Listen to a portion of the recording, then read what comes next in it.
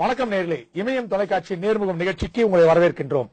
பல்வேறு தலைவர்களை சந்திக்கூடிய இந்த நிகழ்ச்சியில் இன்று தமிழ்நாடு தௌஹீத் ஜமாத்தின் நிறுவனர் திரு பி ஜைனுலாபுதீனை சந்திக்க இருக்கின்றோம். வணக்கம் சார். வாழ்க சார். இப்ப ஜமாத் பல்வேறு ஜமாத்துகள் உருவாகி கொண்டிருக்கின்றது.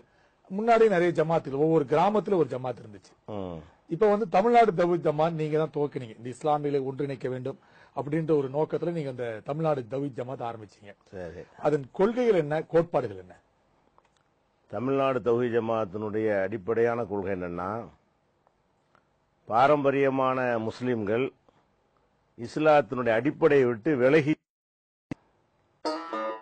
அவங்கள உண்மையான முஸ்லிம்களாக வாழ வைக்கணும். இது முக்கியமான ஒரு இலக்காக நாங்கள் செய்யறோம். உதாரணமா வரதட்சணை வாங்குறது, ஜமாத்துகளில் பள்ளிவாசல்ல வச்சு வாங்கி கொடுப்பாங்க. ஆனா குர்ஆன்ல இதுக்கு தடை இருக்குது. இதன்படி நீங்க நடங்க, ஒரு இறைவனை மட்டும் வணங்கணும்னு இஸ்லாத்துல சொல்லப்பட்டிருக்கு. இறந்து போனவர்களை அடக்கம் செய்து தர்கான்னு சொல்லி வணங்குறாங்க.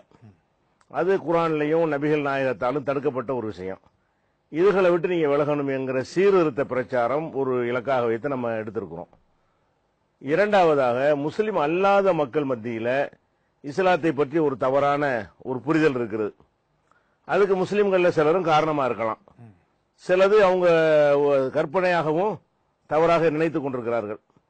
இந்த இரண்டு விதமான தவறுகளையும் களைவதற்காக முஸ்லிம் அல்லாத மக்களுக்கு இஸ்லாத்தை சரியான முறையில் அறிமுகம் செய்து, நீங்க நினைக்கிறபடி இஸ்லாம் சொல்லல, இந்த மாதிரி விளக்குவதற்காக வேண்டியும் இந்த கொள்கையை வைத்திருக்கிறோம்.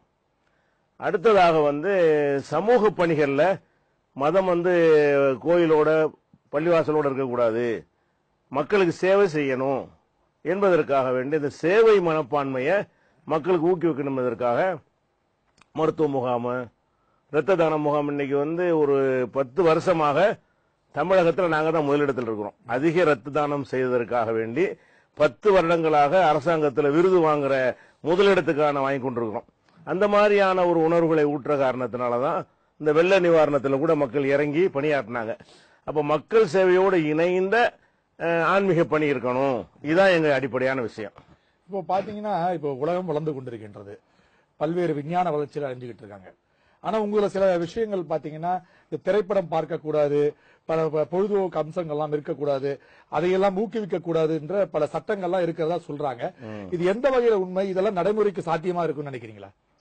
அதாவது விஞ்ஞான வளர்ச்சியில நல்லது இருக்கு, கெட்டது இருக்குது. விஞ்ஞான வளர்ச்சியினால் மனிதனுக்கு பயன் தரக்கூடியதையெல்லாம் நாங்க மறுக்கல. இப்ப இந்த தொலைக்காட்சியில் இன்னைக்கு பேசிக்கிட்டு இருக்கிறோம்னா இதை மறுத்த நாங்க வந்திருக்க மாட்டோம். இதெல்லாம் ஒரு விஞ்ஞான வளர்ச்சி தான். முகநூல் அது மாதிரியான இதுல எல்லாம் எங்களுடைய பங்களிப்பு அதிகமாகவே இருக்கிறது. அது மாதிரி இணையதளங்கள் நாங்கள் நிறைய நடத்தி கொண்டிருக்கிறோம். ஆக விஞ்ஞான ரீதியான கருவிகளை நல்லதுக்கு பயன்படுத்தணும், கெட்டதுக்கு பயன்படுத்தக்கூடாதுங்கிற அந்த பிரித்து தான் நாங்க செஞ்சு கொண்டிருக்கிறோம். இப்ப திரைப்படத்தை எடுத்துக்கொண்டோமே ஆனால் அதுல நல்லதே கிடையாது, 1% கூட நல்லது கிடையாது. அது மக்களுடைய மனதை மயக்குகிறது, தவறாக அவங்களை வழி நடத்துகிறது. தீமைகளை ஒரு திரும்ப திரும்ப சொல்லும் பொழுது நாமளும் இப்படி செய்தால் என்ன என்கிற மாதிரியான ஒரு எண்ணங்கள்லாம் வருகிறது. இன்னைக்கு பெண்கள்லாம் குடும்பப்படுத்தப்படுறாங்கன்னு பாக்குறோம். அதெல்லாம் நம்ம திரைப்படங்களை பார்த்துதான் அவங்களுக்கு அந்த தாக்கம் ஏற்படுகிறது. அப்ப எந்த ஒரு சும்மா கற்பனை தான். திரைப்படம் என்பது ஒரு கமர் வியாபாரத்துக்காக வேண்டி ஒருத்தருடைய கற்பனையில தோன்றிய கதையை வைத்துக் கொண்டு மக்களை ஏமாத்துறக்க ஆபாசங்கள் அது மாதிரி எல்லாம் இணைத்து செய்யக்கூடிய ஒரு தொழில். அதுல போய் நம்ம திரும்ப திரும்ப மூழ்கி கிடந்தோம் என்று சொன்னால் நம்முடைய அறிவு மழுங்கிறோம். நடிகர்களுடைய கட் அவுட்டுக்கு பாலபிஷேகம் பண்ணுகிற அளவுக்கு கொண்டு போய் விட்டுறது நம்ம பாக்குறோம். சிந்தித்து விளங்க வேண்டிய ஒரு மனிதனை இந்த அளவுக்கு மூடர்களாக ஆக்குன திரைப்படம் என்பதற்காக வேண்டி அதெல்லாம் போட்டு ரசிக்காதீங்க, அது தேவையற்றது, உங்களுக்கு நன்மை தராது, இந்த மாதிரி தான் சொல்றமே தவிர விஞ்ஞான வளர்ச்சியை நாங்க ரொம்ப வரவேற்கக்கூடியவர்களா இருக்கிறோம். இன்னொரு விஷயம் பாத்தீங்கன்னா, இப்பொழுது சமீபத்திலே வெள்ளம், கடந்த ஆண்டு மிகப்பெரிய வெள்ளம் ஏற்பட்டது. இந்த வெள்ளத்துல நீங்க பாத்தீங்கன்னா அதிகமாக இந்த தொண்டு பணியில ஈடுபட்டது பாத்தீங்கன்னா இஸ்லாமிய அமைப்புகள் தான் அதிகமான தொண்டு பணியில ஈடுபட்டாங்க. பல்வேறு பகுதியில் எனக்கு வந்த செய்திகள் போய் நாங்க நேரடியா பார்த்து பண்ற பகுதியில் தாமரம் உட்பட உள்ள இருந்த பகுதியெல்லாம் சில பிணங்கள், அந்த உறவினர்களே அந்த பிணங்களை கண்டு அருவருப்பாக நெருங்க முடியாமல் இருந்த நேரத்திலே பல இஸ்லாமிய சென்று அந்த பிணத்தை எல்லாம் மீட்டு வந்து அதற்கான மரியாதையை செலுத்தினார்கள் என்ற செய்தியெல்லாம் நாம் பார்த்தவண்ண இருந்தோம். இதற்கு ஒரு பக்கம் என்ன சொல்றாங்கன்னா, அவர்கள் மீது இருந்த கெட்ட பெயர், இஸ்லாமியர்கள் மீது இருந்த கெட்ட பெயர் ஒன்று உருவாகி இருந்தது.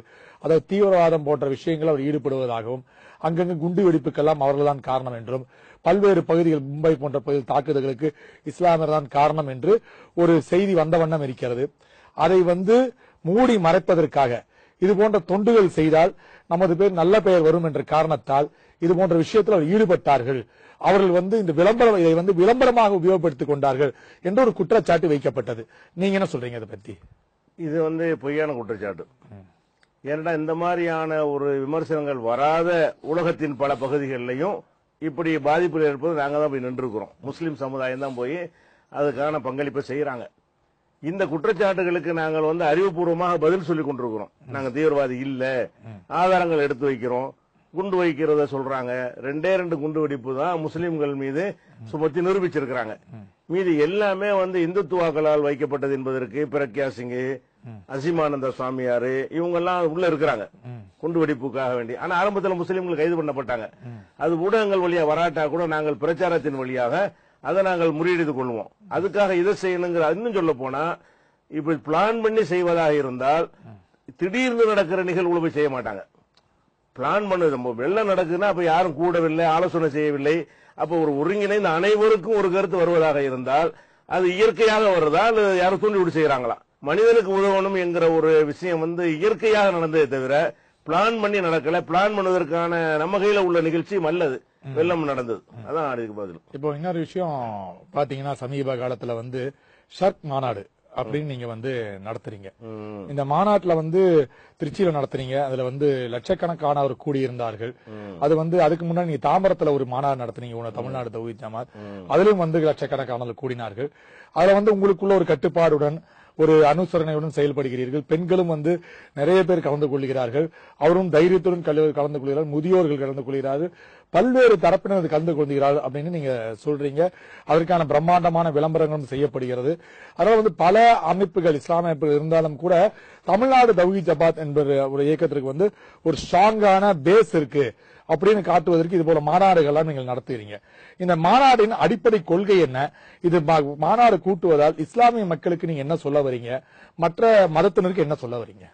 இந்த மாநாடு இந்த இறைவனுக்கு இணை கற்பிக்கிறதுக்கு பேர் தான் ஷிர்க். இறைவன் இடத்துல மற்றவர்களை வைக்காதீங்க அப்படின்னு முஸ்லிம்களுக்கு சொல்வதற்கு தான் இந்த மாநாடு முக்கியமாக நடத்தினோம். அப்ப இந்த இணை கற்பித்தல் என்பதுக்கு நடத்துற காரணம் என்னவென்றால், முஸ்லிம்களே சில பேர்ல அதிகமான பேரு இறந்தவர்களை வணங்குறாங்க. உயிரோடு உள்ள மத குருமார்களே வணங்குறாங்க. மகான் நினைத்து கொண்டு அவங்க காலில் விழுகிறது, அவங்கள்ட்ட ஆசி வாங்குறது, அவங்களுக்கு ஏதோ தெய்வீகத்தன்மை இருப்பதாக நினைக்கிறார்கள். எந்த மனுஷனுக்கு தெய்வீகத்தன்மை கிடையாது என்பதுதான் இஸ்லாத்தினுடைய அடிப்படை கொள்கை. அப்ப இதையெல்லாம் மக்களுக்கு புரிய வைப்பதாக இருந்தால் ஒரு மாநாடு என்று நாங்கள் வைத்து, மாநாடு எங்களுடைய இலக்கு அல்ல, மாநாட்டுக்கு 6 மாசத்துக்கு முன்னாடியே இந்த மெசேஜை வீடு வீடா கொண்டு போய் சேருங்க. மாநாட்டுக்கு வர்றாங்களோ வரலையோ இது ஒரு தீய செயல், இது ஒழிக்கப்பட வேண்டிய செயல் என்பதை முஸ்லிம்களுக்கு விளங்க வைங்கள் என்று 6 மாதம் தொடர் பிரச்சாரம் செய்தோம். பல ஊர்களில் அவர்களே உருவாக்கி வைத்திருந்த ஜெண்டா கொடிமாங்க, இந்த கொடிமரத்தை உண்டாக்கி அதை வழிபடுவாங்க. அது இஸ்லாத்துல இல்ல. அந்த மக்களை அதை அகற்றியதெல்லாம் நாங்க பார்த்தோம். வீடு வீடா தாயத்து தட்டு தொங்க விட்டுருப்பாங்க அந்த மந்திர பொருள்கள், அந்த கற்பூரம் எல்லாம் கட்டி அதெல்லாம் கலட்டி அது மூடையா கொண்டு அந்த மாநாட்டில் கொண்டு கொட்டினாங்க. இந்த ஒரு நோக்கத்தில் எங்க மக்களை இறைவனை மட்டும் வணங்குங்க, அப்படி வணங்கினா நல்ல முஸ்லிம்களா வாழ முடியும், கண்டதே வணங்குனீங்கன்னா நீங்க நல்ல முஸ்லிமா இருக்க முடியாது என்ற ஒரு செய்தியை மக்களுக்கு சொல்வதற்காக தான் இதை செய்தோம். ஆனா மக்கள் நாங்கள் நினைத்து பார்க்காத வகையில் இந்த பிரச்சாரத்தின் வழியாக அந்த சமாதி வழிபாடு, தனிநபர் வழிபாட்டிலாம் விடுபட்டு அந்த அளவுக்கு குழுமினார்கள் கொள்கைக்காக வேண்டி. இல்ல இப்ப நீங்க சொன்னீங்கன்னா இப்படி விஷயங்கள் சொல்லும் போது, நாகூர் இஸ்லாமியர்களோட வழிபாடு தலமாக கருதப்படுகிறது. பலரும் இந்துக்கள், கிறிஸ்துவர்கள் அனைவருமே அந்த பகுதிக்கு செல்றாங்க. சந்தனக்கூடு மிகவும் பிரசித்தி பெற்றது. அதே போல அண்ணா சாலையில் இருக்கக்கூடிய ஒரு மசூதி, அதுக்கும் இந்த தர்காவுக்கும் அதிகமான வரவேற்பு இருக்கிறது. அனைத்து மதத்தினரும் அங்க செல்லக்கூடிய சூழ்நிலை ஏற்பட்டிருக்கு. இப்ப நாகூர் போன்ற விஷயங்கள் நீங்க பாத்தீங்கன்னா ஒரு மத நல்லிணக்கத்திற்கான ஒரு பகுதியாக இருக்கிறது. ஆனா நீங்க சமாதி போன்ற விஷயங்கள் நீங்க வழிபாடு செய்யக்கூடாது சொன்னா, நாகூரிலும் இந்த சமாதி தான் இருக்கிறது. இப்போ மவுண்ட் ரோட்ல இருக்கக்கூடிய தர்காலையும் சமாதி தான் இருக்கிறது. இதுக்கெல்லாம் நீங்க என்ன சொல்ல வரீங்க? அதாவது நல்லிணக்கம் என்பதற்காக வேண்டி கொள்கை விட்டுட்டு நல்லிணக்கம் பார்க்கக்கூடாது. இஸ்லாத்தின் பெறாத உள்ள நல்லிணக்கம் இருக்கிறோமா, நாங்க தான் அந்த வெள்ளத்துல களத்தில் நின்றோம். நீங்கள் எந்த அமைப்பு விசாரித்து பாருங்க, இந்த சமாதி வழிபாட்டை ஆதரிக்கிற ஒரு அமைப்பும் ஒரு நபர் வரல வெள்ள நிவாரணத்துக்கு. அப்ப நல்லிணக்கம் எதுல இருக்குன்னா, அந்த மக்கள் கஷ்டப்படும் போது உதவுறமே, அதில் தான் நல்லிணக்கம் இருக்கிறது. ஒன்னா வந்துகிட்டு இந்த ஆட்டம் பாட்டத்தை பார்த்துட்டு போவதில் நல்லிணக்கம் கிடையாது. அங்க டைம் பாஸுக்கு வர்றாங்க. நாகூருக்கு வர்றாங்கன்னா முஸ்லீம்களை பொறுத்த வரைக்கும் டைம் பாஸுக்கு தான் வர்றாங்க. பிற மத மக்கள் நம்பி வர்றாங்க. இன்னும் சொல்ல போனா, நாங்கள் ஒரு 80கள் ஆரம்பிக்கும் பொழுது நாகூர்ல எந்த அளவுக்கு முஸ்லீம் மக்கள் திரண்டார்களோ அந்த அளவுக்கு இப்ப இல்ல, வீதம் கூட இல்ல, கிடையாது. அதை வணங்குவோன்னு வர்றாங்க. இப்படி எல்லாம் வரக்கூடிய நேரத்தில் நல்லா பாருங்க, நாகூர்ல இவ்வளவு பிரச்சனை இருக்குல்ல, அதாவது எல்லா மக்களும் ஒன்னா வர்றாங்க, நல்லிணக்கம் ஏற்பட்டுச்சுன்னு நம்ம சொல்றோம். அதே நாகூர்ல சென்ற வாரம் ஒரு ஊர்வலம் நடக்குது, ஒரு சாமி ஊர்வலம் நடக்குது. முஸ்லீம் தெருவுல தான் போவோம்னு அடம்பிடிக்கிறாங்க. இவங்க போகக்கூடாதுங்கிறாங்க. சென்ற வருடமும் அடிதடி தகராறு நடந்த கடைகள்லாம் உடைக்கப்பட்டது. இந்த வருடமும் நீதிமன்றத்தில் கேஸ் போட்டு அவங்க பெரிய பாதுகாப்பு கொடுக்க சொல்லி மக்கள் எண்ணிக்கையை விட பல படையை குவித்து தான் போனார்கள். எங்க ஏற்படுது நல்லிணக்கம்? மன ரீதியாக உங்களுக்கு என்ன செய்யணும், மனுஷன் எல்லாம் ஒன்னு பக்குவப்படணுமே தவிர ஒரு வழிபாட்டு தளத்துல ஒன்னா கூடிய காரணத்தினால் வரும்னா நாகூர்ல எதுவும் பிரச்சனை இருக்கக்கூடாது. நாகூர்ல நீங்க எடுத்து பார்த்தீர்களே, ஆனால் பல வகுப்பு கலவரம் நடந்திருக்குது. எங்க தர்கா இல்லாத ஊர்களில் கூட அவ்வளவு நடக்கல. பெரிய தர்கா கேந்திரம் சொல்லக்கூடிய அந்த ஊர்ல மீனவர்களுக்கும் முஸ்லீம்களுக்கும் இந்து முன்னணிக்கு முஸ்லீம்களுக்கும் ஏன் தகராறு நடந்தது? நாகூர்ல பார்சல் வெடிக்கணும்னு ஒரு வெடிச்சு உங்களுக்கு அந்த வழக்கெல்லாம் தெரியும். அதெல்லாம் ஏன் நடந்தது? அதெல்லாம் அந்த தர்காவுக்கு எல்லாம் நல்லிணக்கமா தானே வந்தாங்கன்னு ஏன் அண்ணன் தம்பி அவங்க இருக்க முடியாது. இது வேற அது வேற. நல்லிணக்கம் என்பது வேற, அவங்க வழிபாட்டு முறைங்கிறது வேற. சில பேர் ஒரு நம்பி வருவாங்க, சில பேர் பொழுதுபோக வருவாங்க, ஒரு ஆட்டம் பாட்டம் ஜாலியா இருக்குன்னு பாத்துட்டு வருவோம்னு வருவாங்க. இதனால எல்லாம் இணைஞ்சிட மாட்டாங்க. அப்ப மனிதன் அதை பக்குவம் சொல்லி அறிவு மூலம் உணர்த்தினா தான் நல்லிணக்கம் ஏற்படும். கொள்கை அப்படின்ற பேசுறீங்க. இப்ப இந்த கடந்த சுதந்திர தினத்துக்கு முன்பாக ஒரு பள்ளியில, இங்க இல்ல வட மாநிலத்துல ஒரு பள்ளியில அங்க இருக்க ஒரு தலைமை ஆசிரியர், இஸ்லாமிய தலைமை ஆசிரியர் ஜனகணமன பாடக்கூடாது, அது பாட்டுல ஏற்றுக்கொள்ள முடியாது, அதனால யாருமே அதை பாடக்கூடாதுன்னு சொல்லியிருக்காங்க. அது லோக்கல்ல கொஞ்சம் பிரச்சனையும் கூட அதுக்கு ஏற்படுத்தி இருக்கிறது. அது மட்டுமல்ல, ஏற்கனவே வந்தே மாதரம் பாடல பாட மாட்டோம், ஏன்னா பாரத மாதாவை வணங்குவது போல் இருக்கிறது, எங்கள் அல்லாவை தவிர நாங்கள் யாரையும் வணங்க மாட்டோம் அப்படின்ட்டு ஒரு சில கோஷங்கள் எல்லாம் எழுப்பப்பட்டது. அதே போல ஜனகணமனமும் இப்ப பாட முடியாது அப்படின்னு சொல்றாங்க. இப்படி பார்க்கும்போது நீங்கள் வாழ்கின்ற இந்த இந்தியாவிலே இங்க இருக்கக்கூடிய இந்த தேசிய கீதத்தை நீங்கள் ஏற்றுக்கொள்ள முடியாது என்றால் இந்த இந்தியாவை நீங்க ஏற்றுக்கொள்ள மாட்டீர்கள் என்றுதான் அர்த்தமா இருக்குது. அதாவது இந்த ஜனகணமன என்பது நம்ம நாட்டின் தேசிய கீதம், அதுல எந்த விதமான மாற்று கருத்தும் கிடையாது. அத நாங்களும் ஜனகணமன மறுக்கல. ஒரே ஒரு இடத்துல நீங்க மறுத்தா சொல்றீங்க. அந்த ஒரு பள்ளிக்கூடத்தை தவிர ஆயிரக்கணக்கான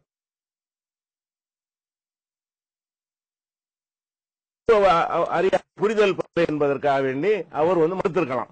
ஜனகணமன நாங்கள் எதிர்க்கிறது கிடையாது. அதே நேரத்தில் ஒரே ஒரு விஷயம், ஒரு பாடல் பாடும் போது எழுந்து நிற்கணும் என்பது இருக்குல்ல, அது அல்ல, அப்படி சட்டத்திலும் இல்ல. அந்த மாதிரியான விஷயங்களை எழுந்து நிற்க சொல்வார்கள் என்று சொன்னா, எழுந்து நிற்றல் என்பது அது அந்த பாடலுக்கு அறிவு இருக்குதா, அது என்ன விளங்கும் புரியும், இது ஒரு லாஜிக்கே இல்லாம இருக்கிறது. நாட்டை மதிக்க அந்த பாடுங்க, ஒரு அடையாளத்துக்கு தேசத்துக்கு பாடுங்க, அதை ஏத்துக்கிறோம்.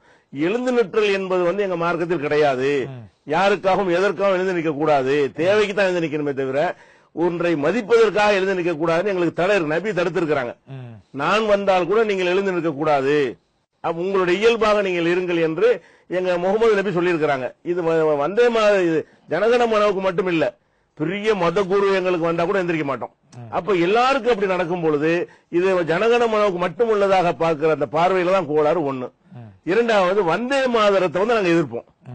ஏன்னா வந்தே மாதரத்தை எதிர்ப்பது காரணம் என்னன்னு சொன்னா, இந்த வந்தே மாதரம் எப்படி அது உருவானதுங்கிற வரலாற்று ரீதியாக அது ஒரு கல்கத்தாவில் நடந்த ஒரு கலவரத்தை அடிப்படையாக வைத்து ஒரு கதை எழுதப்படுகிறது. அந்த கதையில இந்துக்களும் முஸ்லீம்களும் அடித்துக் கொள்ளுகிறார்கள். அதுல இந்துக்கள் என்ற அடையாளமாக வந்தே மாதரம் விட்டுருவாங்க. நீ வந்தே மாதரம் சொல்லு, உன்னை விட்டுருவோம் சொல்லி அப்படி இந்துக்களுக்குள்ள ஒரு ஆசிரமம் அந்த மாதிரி ஒரு கோடு வேடாக அதை பயன்படுத்தி முஸ்லீம்கள் கருவறுக்கப்பட்டார்கள். இவங்களும் அடிச்சிருப்பாங்க, அது கலவரண்ட போல மாதிரி நடந்திருக்கும். அப்ப அந்த ஒரு அடிப்படையில வந்ததுதான் வந்தே மாதரம். அதுக்கு முந்தைய அந்த சொல்லு கிடையாது. வந்தே மாதரன் இந்து நம்ம அடிக்க கூடாதுன்னு விட்டுருவாங்க. வந்தே மாதரன் சொல்லிட்டு முஸ்லீம் விளைவிக்கிறாங்க. பக்கிங்டன் சாட்டர்ஜியோட அந்த நாவல் கருத்து. ஆமா, அது அப்ப தோற்றமே என்னன்னு கேட்டா முஸ்லீமை அழிப்பதற்கு அடையாளமாக அது உருவாக்கப்பட்டதுங்கிற ஒரு விஷயத்தை வைத்துக் கொள்ளணும். இது தாகூர்ங்கிற ஒரு கவிஞர் எழுதி அது ஒரு நல்ல ஒரு பாடலாக இருந்து அது ஒரு விஷயம். ஜனகணமன என்பது அப்படி. அதுக்கு முந்தைய இக்பாலுடைய சாரே ஜஹான் அச்சா கூட காங்கிரசுடைய மாணவர்கள் தேசிய கீதமா பாடப்பட்டது. பிரிவினையினால ஒரு முஸ்லீமுடைய எப்படி எடுக்கிறதுனால விட்டாங்களே தவிர இல்லாட்டி அதுவே தேசிய கீதம் ஆயிருக்கும். அதை விட்டுறலாம். வந்தே மாதரம் பேசிக் வரலாற்று ரீதியாகவும் அது எங்களால் ஏற்றுக்கொள்ள முடியல. இரண்டாவதாக அதனுடைய அர்த்தம், வந்தே மாதரம்னா வந்தனம் செய்யறது, மாதரன் தாய் மண்ணு அர்த்தம். அப்ப என்னுடைய தாய் மண்ணே வணக்கம் ஏஆர் ரஹ்மான் கூட படிச்சிருக்காரு. இப்ப தாய் மண்ணே வணங்குறது என்பது அதுக்கு அர்த்தம். பாரதியார் பாட்டுல கூட வந்தே மாதரம் என்போம் எங்கள் மாநில தாயை வணங்குது என்போம் அர்த்தம் செய்யறாரு. அப்ப நாங்கள் இப்படி வணங்குவோம். இந்த மண்ணைய வணங்க சொன்ன இப்படி மதிக்க சொல்லுங்க. வணங்குறது ஒர்ஷிப் கடவுளுக்கு உரியது. இந்த மண்ணை கும்பிடணும் வழிபடணும் என்றால் நாங்கள் ஒரு இறைவனை வணங்குற ஒரு மக்கள்கிட்ட இது திணிக்கிறது எப்படி சரியா வரும்? ரெண்டாவது விஷயம். மூணாவது, இதுக்கு சட்டம் இருக்குதா? இந்தியாவோட அரசியல் சட்டத்துல வந்தே மாதரம் சொல்லணும் இருக்குதா? ஒரு இயக்கத்தினுடைய ஒரு சுலோகம் அது. அதை அவர்கள் சொல்லிட்டு போறாங்க, அது பிரச்சனை இல்ல. அப்ப நாங்கள் சொல்லணும் என்று சொன்னார்களே, ஆனால் அதை எங்களால என்ன செய்ய முடியாது, ஏத்துக்கிற முடியாது. இதனால வந்தே மாதரத்தை நாங்க எதிர்க்கத்தான் செய்வோம். நாங்க சொல்ல மாட்டோம். சொல்லணும்னு சட்டம் கிடையாது. அரசியல் சட்டத்தில் இருந்தால் நாங்க கட்டுப்பாடு கூட செய்வோம். அரசியல் சட்டத்திலையும் இல்ல, வரலாற்று ரீதியாகவும் அது எங்களுக்கு எதிரானதா இருக்கிறது. அர்த்தமும் எங்களுடைய மத நம்பிக்கைக்கு மாற்றமா இருக்கும் போது அதை சொல்ல வேண்டும் என்று ஒரு இந்துத்துவ இயக்கங்கள் எங்களை கட்டாயப்படுத்துறது, அந்த ஒரு காரணத்தினால் கூடுதலாக நாங்கள் அதுக்கு எதிர்ப்பு தெரிவிக்க வேண்டிய நிலை வருது. அதை கட்டாயப்படுத்த முடியாது. அடுத்ததாக இது இன்னொன்னு சொன்னீங்களே, பாரத் மாதா கி ஜெய்ங்கிறது, அதை சொல்ல மாட்டோங்கிறோம், சொல்லதான் மாட்டோம். ஆனா ஜெய்ஹிந்த்னு சொல்லுவோம். ரெண்டு நெருக்கமான அர்த்தம் தான். ஜெய்ஹிந்த்னா இந்தியா வாழ்க, இந்தியா வாழ்கிற வார்த்தையை நாங்க சொல்லுவோம். பாரத் மாதா ஜெய் அந்த அர்த்தம் வருதுங்கிறீங்க. அந்த பாரத் மாதாங்கிறது தான் மேட்ரு. பாரத் மாதா என்பதை அவங்க ஒரு பாரத் மாதா கோயில் இருக்குது நம்ம நாட்டில் சில பகுதிகளில், ஒரு கோயிலாக ஒரு சாமியாக அதை வடிவமைத்து வணங்கி கொண்டிருக்கிறார்கள். அப்ப அதை சொல்ற மாதிரி அது இருக்கிறது. பாரத் மாதான் ஏன் சொல்றீங்க? பாரத் மாதான் ஒரு பெண் இருக்கிற மாதிரியும் அது ஒரு தெய்வம் மாதிரி பாரத் ஜெயந்தி சொன்னா கூட பரவாயில்ல.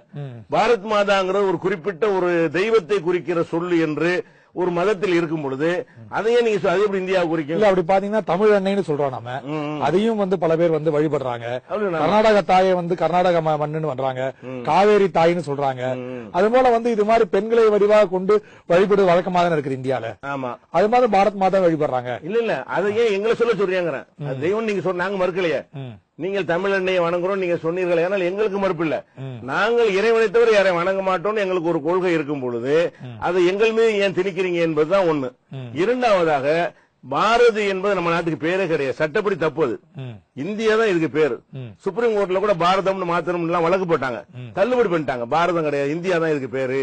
அப்ப நாட்டுக்கு பேரு இந்தியான்னு இருக்கும் பொழுது பாரத் வேற நாட்டை சொல்ற மாதிரி இருக்கு.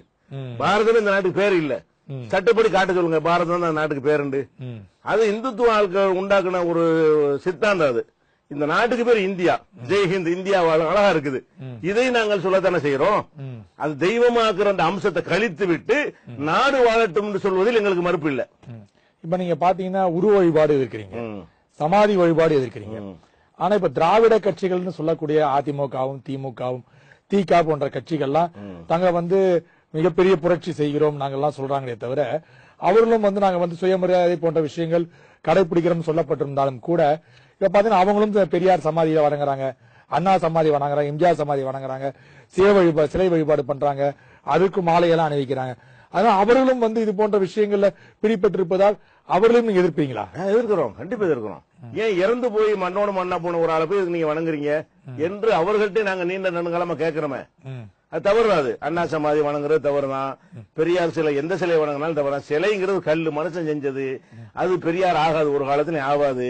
நம்மளா செய்து கொண்டு ஒரு வடிவத்தை கொடுத்தோம் அதான் பெரியார்னு சொன்னா அது எப்படி பெரியார் ஆகும்? அப்படி சொல்றதுனால அவருக்கு எப்படி விளங்கும்? அப்படி விளங்கும்னு சொன்னா அதுக்கு பேசாம அதுல இருந்துட்டு போயிடலாமே. ஏற்கனவே இருந்த சிலை வழிபாட்டுல அவங்க இருந்துடலாமே. எதை வேணான்னு சொல்லி வந்தாங்களோ அதை வேற பேரை மாத்திக்கொண்டு செய்கிறார்களே தவிர அதுல பெரிய வித்தியாசமே கிடையாது. இப்போ நீங்க சொல்றீங்க ஆனா வந்து இப்ப பெரியார் அப்படின்ற ஒரு 200 ஆண்டுகளுக்கு அப்புறம் பெரியார் யாருன்னே யாருக்கும் தெரியாது. இப்ப வந்து இது போன்ற சிலைகளோ இல்ல உருவங்களோ வழிபட்டு ஆரம்பித்தால் இல்ல கொண்டு வந்தாங்கன்னா ஒரு 200 ஆண்டு கால சந்ததியினர் வந்து இவர்தான் பெரியார் அப்படின்னு கண்டுபிடிப்பாங்க. இப்போ திருவள்ளூருக்கே வந்து இதுதான் திருவள்ளூர் யாருக்கும் தெரியாது. இது ஒரு கற்பனை உருவம் தான். கண்ணகிக்கு இதுதான் கண்ணகியான்னு தெரியாது, கற்பனை உருவம் தான். பாரத் மாதான்னு சொல்றவங்களுக்கு இதுதான் காட்பாதான் தெரியாது. எல்லாமே வந்து மாடல்கள், திரைப்பட மாடல்களை வைத்துதான் பாரத மாதா உருவாக்கப்பட்டார், திருவள்ளுவர் உருவாக்கப்பட்டார், கண்ணகி உருவாக்கப்பட்டார். அதனால ஒரு 200 ஆண்டுகளுக்கு பின்பு இதை பார்த்து திருவள்ளுவர் இப்படிதான் இருப்பார் அப்படின்னு நம்ம கற்பனை பண்ணிக்கிறோம். இப்போ விஞ்ஞானம் வளர்ந்திருக்கிற காலத்துல பெரியாரை எல்லாம் வந்து இப்ப அண்ணா, பெரியார், எம்ஜிஆர் போன்ற சிலைகள் உருவாக்குவதனால் ஒரு 200-300 ஆண்டுகளுக்கு பின்பு இவர்தான் எம்ஜிஆர், இவர்தான் அண்ணா என்று மக்களுக்கு பதிவு வந்து ஏற்படுதில்ல. அதை எப்படி நம்ம வந்து வேண்டாம்னு சொல்ல முடியும்? அதனால என்ன நன்மை இல்ல, நமக்கு இவர்தான் தெரிய வருது இல்ல, என்ன அந்த உருவத்தை தெரிந்து என்ன நன்மை இல்ல, கற்பனை இல்லாம இருக்கும்ல. இப்ப வந்து திருவள்ளுவர் கற்பனை, அதுக்குள்ள குழப்பம், இவர்தான் திருவள்ளுவரான குழப்பம் இருக்குது. அதனால குழப்பம் இல்லாம இவர்தான் இப்படிதான் இருந்திருக்காரு மாதிரி இருந்தார் என்பதை அறிந்து கொள்வது என்ன ஒரு பயன் என்ன இருக்கு? பயன் எல்லாமே சொல்லுங்க, சித்தாந்தத்தை சொல்லுங்க, அதுகளை சொல்லலாம். அவர் சொன்னார் கருத்துக்கள் உதாரணமா எடுத்துக்கொண்டால், இப்ப நாங்க முகமது நபியை மதிக்கிறோம், அவங்கள நாங்க மதிக்கிற அளவுக்கு எந்த சமுதாயமும் எந்த தலைவரையும் மதிக்கல. கண்டிப்பாக உயிருக்கு மேல நாங்க மதிக்கிறோம். எப்படி இருப்பாங்கன்னு தெரியாது. அப்படி எப்படி இருப்பாங்கன்னு தெரியாம இருந்தும் கூட யாரெல்லாம் தெரிஞ்சு வைத்திருக்கிற அவர்கள் மதிப்பது நாங்கள் மதிக்கிற காரணம் கருத்துக்களுக்கு தான், அந்த சிந்தனைகளுக்கு தான். அதுதான் மக்கள்கிட்ட கொண்டு போன தவிர உருவத்தை கொண்டு போனா நீங்க அவங்க தெரிஞ்சுக்கிடுவாங்கன்னு அர்த்தத்துல சொல்றீங்க. கடவுளாயிருவாங்கிற அச்சம் அதுல இருக்குன்னு இருக்கு. இப்ப புத்தர் இருக்காரு, அவர் வந்து நாத்திகர், அவர் கடவுள் மறுப்பாளர், அன்பே சிவம்டாரு. கடவுள்னு ஒண்ணு கிடையாது, அன்புதான் கடவுள்னு சொன்னாரு. அப்ப அன்பே கடவுள்னு சொன்ன ஒரு ஆளை கடவுள் ஆக்கிட்டாங்களா இல்லையா? அப்ப நாளைக்கு இந்த பெரியார கடவுள் ஆக்கிட்டா நன்மையோட தீமை இருக்குல்ல. இவர் சிவனுக்கு தம்பின்றாங்க. நாளைக்கு ஒரு கதை எழுதி வச்சு என்ன செய்வாங்க, அது ஒரு 500 ஆண்டுகள் கழிந்து போயினா அவர் ஒரு கடவுள் ஆகிவிடுவார். அந்த ஒரு ஆபத்து வர்றதுதான் இஸ்லாம் வந்து தடுத்து இருக்கத. அதாவது நீங்க சொன்ன மாதிரி வீரமணி வந்த ஐயன் திருவள்ளூர் அப்படின்னு கருணாநிதி அவர்கள் அது பேர் வைத்த போது இவர் வீரமணி என்ன சொன்னார், இது மழை ஐயர் திருவள்ளூர் ஆயிரும் கொஞ்ச நாள்ல, ஐயர்ன்றவாங்க திருவள்ளூரை, அதனால மறுதல் ஏற்படும் அப்படின்னு சொல்லுவாங்க. நீ சொல்ற மாதிரி மறுதல் கூட ஏற்படும். இப்ப வந்து நீங்க சொல்ல விஷயங்கள்ல வந்து பலர் என்ன சொல்றாங்கன்னா, அனைத்து இதிகாசங்கள், புராணங்கள் போன்ற விஷயங்கள் எந்த மதத்தில் இருந்தாலும் சரி அதுல வந்து இடைச்சொற்கள் என்பது இருக்கும். ஆனா வந்து குரான்ல வந்து இடைச்சொற்களே கிடையாது. அல்லாஹ் எப்படி வந்து சொன்னாரோ, நபிகள் ஏற்றுக்கொள்ளப்பட்டதோ, இன்று வரை இடைச்சொற்கள் இல்லாத ஒரே விஷயம் வந்து திருக்குரான் தான். இதுல வந்து எந்த ஒரு மாற்றமும் இல்லை அப்படின்னு நீங்க சொல்றீங்க. மற்ற இதிகாசங்கள்லாம் வந்து அப்பப்போ ஒவ்வொருத்தர் உருவாறாங்க. அதுக்கான இப்ப ராமாயணம், துளசிதாச ராமாயணம் இருக்கிறது, வால்மீகி ராமாயணம் இருக்கிறது. ஒவ்வொருத்தரும் தன் கற்பனை பெரிய இந்த ராமாயணங்கள் எழுதினார். மகாபாரதம், வில்லி பாரதம், பல்வேறு விஷயங்கள் இருக்கு. அவங்க கற்பனைப்படி அந்தந்த இதிகாசங்களை அவர் தோற்றுவிக்கிறார்கள். ஆனா குரான் அப்படி கிடையாது. எப்படி தோன்றியதோ இன்று வரை எந்த விதமான இடைச்சொல்லும் இல்லாமல் குரான் அப்படியே இருக்குதுன்னு சொல்றீங்க. அது எப்படி உங்களை சொல்ல முடியும்? எப்படி இடைச்சொல் இல்லன்னு எப்படி சொல்ல முடியும் உங்களால்? எப்படி சொல்ல முடியும்னா, இப்ப இடைச்சொல்கள் இருக்குன்னு சொன்னா ஒவ்வொரு நாட்டுல ஒவ்வொரு விதமாக அதை வாசிப்பார்கள். குரானை மனனம் செய்தவர்கள் இருக்கிறார்கள். ஒவ்வொருத்தரும் ஒவ்வொரு விதமாக மனனம் செய்திருப்பார்கள். இன்னைக்கு உலகத்துல உள்ள எந்த ஒரு முஸ்லீமையும் கொண்டு வந்து வாசின்னு சொன்னா அவன் இது நாங்க எதை வாசிக்கிறோம் அப்படிதான் வாசிப்பான், அவன் எதை எப்படி வாசிக்கிறான் அப்படிதான் நாங்கள் வாசிப்போம். அப்ப உலகம் பூரா ஒரே மாதிரி இருக்குமையானால் அப்ப வந்து இடைச்சொற்கள் இல்லைன்னு அர்த்தம். இருந்திருந்தா அந்த செருகுல தகுந்த மாதிரி போயிருப்பான். அதை படிச்சவன் அப்படி வாசிப்பான், இதை படிச்சவன் இப்படி வாசிப்பான்னு வரும். அப்ப இன்னைக்கு கண்ணு முன்னாடியாக நிரூபிக்கிற அளவுக்கு என்ன இருக்குன்னா, ஒரே விதமாக எங்களுக்கு குரான் இருக்கிறது. உலகத்துல எந்த நாடா இருந்தாலும் அது இதுதான் குரான், அதுல எந்த ஒரு மாற்றம் இல்ல. ஒண்ணு. இரண்டாவதாக பழங்கால பிரதி முகமது நபிக்கு அப்புறம் அவருடைய மருமகன் உஸ்மான் ஆட்சி பிரதிகளாக எடுத்து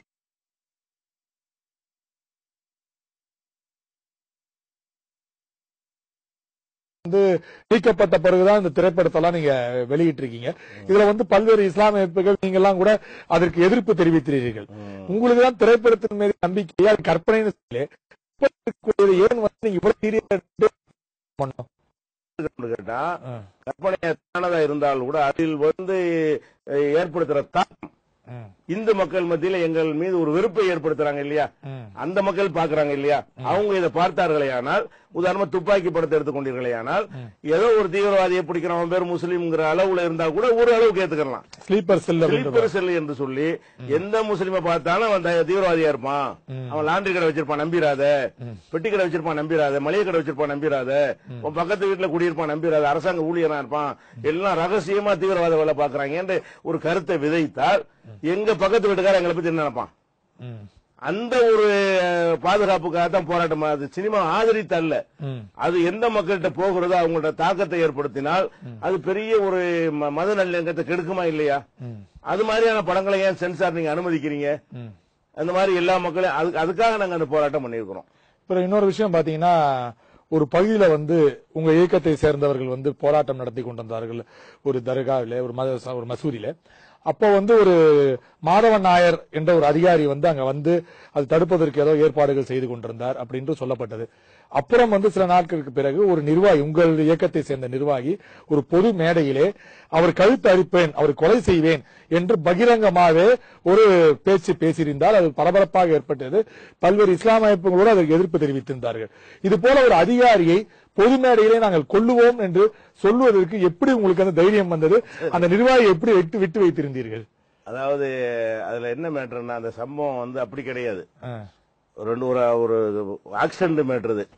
அந்த ஆக்சிடென்ட் மேட்டரை ஒரு ஆக்சிடென்ட் மேட்டராக அந்த அதிகாரி கையாளாம ஒரு முஸ்லீம்னால அந்த ஆக்சிடென்ட் ஏற்பட்டுருச்சுன்னு அவன் எங்க இருக்கான்னு தேடி பள்ளிவாசலுக்கு வர்றாரு. பள்ளிவாசல்ல வர வேண்டிய அவன் யாரு பண்ணுங்க வீட்டுல போய் பார்க்கலாம். பள்ளிவாசலுக்கு படையோட எங்கடா அவன் சொல்லி உள்ளுக்குள்ள அந்த வீடியோ எல்லாம் வச்சிருக்கிறோம். எந்த ஒரு காரணமே இல்ல, கூப்பிட்டா வந்துட போறாங்க.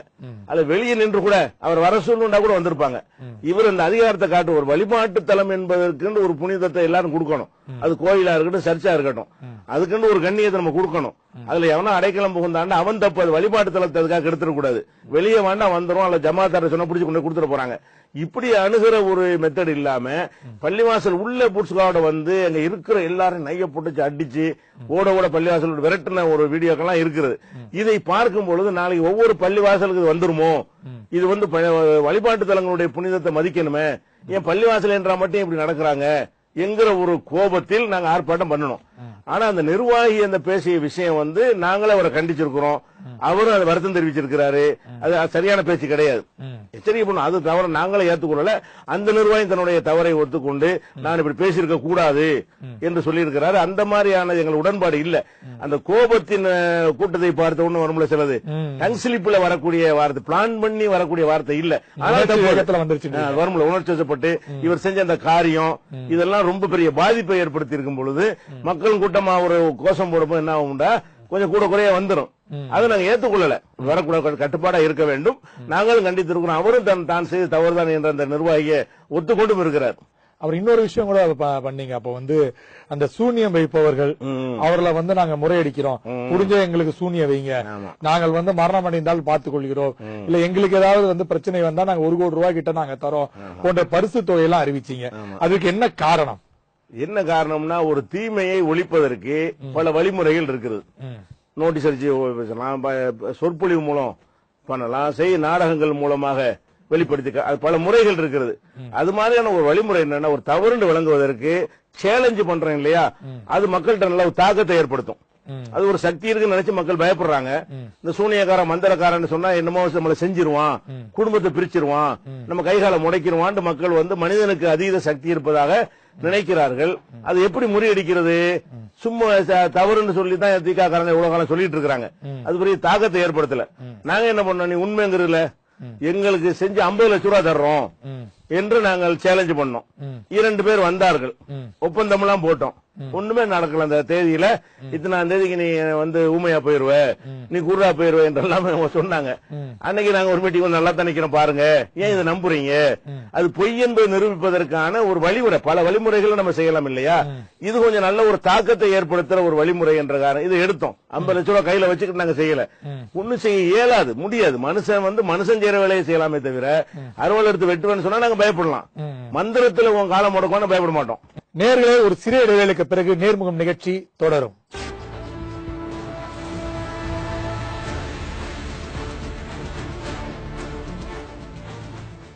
நேர்களே, நேர்முகம் நிகழ்ச்சி தொடர்கின்றது. சரி, இப்ப பாத்தீங்கன்னா இன்னொரு முக்கியமான விஷயம் என்று சொல்லப்படுறது உங்கள் மீது ஒரு தவறான பிரச்சாரம் இருப்பதாகவும் ஒரு செய்தி இருந்தாலும் கூட இப்ப நீங்க சொல்றீங்க உங்களோட கொள்கையிலே வந்து நீங்க பிரச்சாரம் செய்றீங்க அப்படின்னு சொல்றீங்க.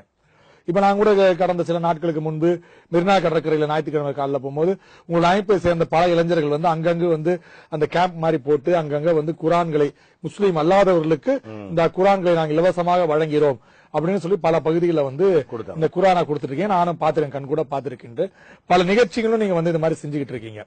இப்போ இந்த இஸ்லாமை நீங்க வந்து பரப்புறீங்களா? அதாவது மதமாற்றம் என்ற விஷயத்தை நீங்களும் ஈடுபட்டு மதமாற்றம் ஈடுபட்டு வர இந்துக்களையோ இல்ல கிறிஸ்துவர்களையோ இஸ்லாமியாக மாற்றுவதற்கு முயற்சி செய்றீங்களா? அதுக்குன்னு நாங்க எந்த முயற்சியும் பண்ணல. இதுக்கு முக்கியமான காரணம் என்னன்னு சொன்னா, எங்களை பத்தி அவங்க தப்பா நினைக்கிறாங்கல்ல. இஸ்லாம் வந்து தீவிரவாதத்தை தூண்டுது, அது நீங்கிருச்சுன்னா நல்லிணக்கம் ஏற்படும். குரானை படிச்சுட்டாங்கன்னு வைங்களேன், குரான்ல ஒரு மாதிரியா இருக்கு, இவங்க ஒரு மாதிரியா இருக்காங்களே, அப்ப இஸ்லாத்துக்கு இது சம்பந்தம் இல்ல என்று அந்த மக்கள் வந்து அந்த இஸ்லாத்தின் மீது உள்ள வெறுப்பை, அந்த கசப்பை நீக்கிக் கொள்வதற்கு தான் இது கொடுக்கறமே தவிர நாங்க மதமாற்ற நிகழ்ச்சின்னு எதுவுமே நாங்க நடத்துறது இல்ல. யாரையும் போய் ஊர்வரா போய் இஸ்லாத்துக்கு வாங்கன்னு கூப்பிட மாட்டோம். கசப்பை நீக்குவதற்கு நாங்க என்ன செய்வோம், இஸ்லாத்தை அறிந்து கொள்ளுங்க, குரானை நீங்க படிங்க, முகமது நபினா இவர் தான் அந்த படிங்க என்று புஸ்தகங்கள் கொடுக்கறமே தவிர அது அறிந்து கொள்வதற்கு தான். அதன் மூலமா சில பேர் புரிந்து இஸ்லாத்து வரவும் செய்யலாம். கசப்பு நீங்கிருச்சுன்னா வரவும் செய்யலாம், வராமலும் போகலாம். உண்மையை தெரிந்து கொள்வது எங்க நோக்கம்.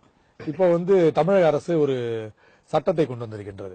அதாவது நீங்க வந்து 5 வேளை தொழுவது வந்து உங்க கடமைகள்ல ஒரு கடமையாக போற்றப்படுகின்றது.